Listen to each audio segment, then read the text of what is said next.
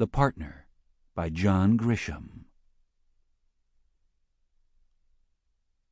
Chapter 1.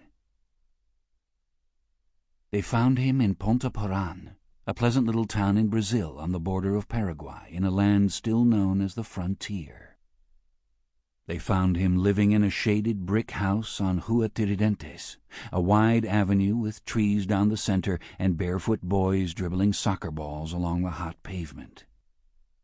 They found him alone, as best they could tell, though a maid came and went at odd hours during the 8 days they hid and watched. They found him living a comfortable life, but certainly not one of luxury. The house was modest and could have been owned by any local merchant. The car was a 1983 Volkswagen Beetle, manufactured in Sao Paulo with 1 million others. It was red and clean, polished to a shine. Their first photo of him was snapped as he waxed it just inside the gate to his short driveway. They found him much thinner, down considerably from the 230 pounds he'd been carrying when last seen. His hair and skin were darker, his chin had been squared, and his nose had been slightly pointed. Subtle changes to the face.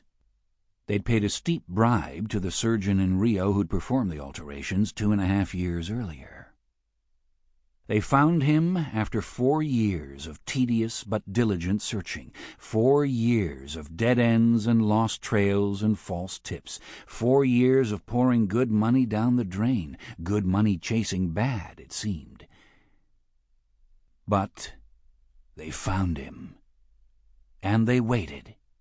There was at first the desire to snatch him immediately, to drug him and smuggle him to a safe house in Paraguay, to seize him before he saw them or before a neighbor became suspicious.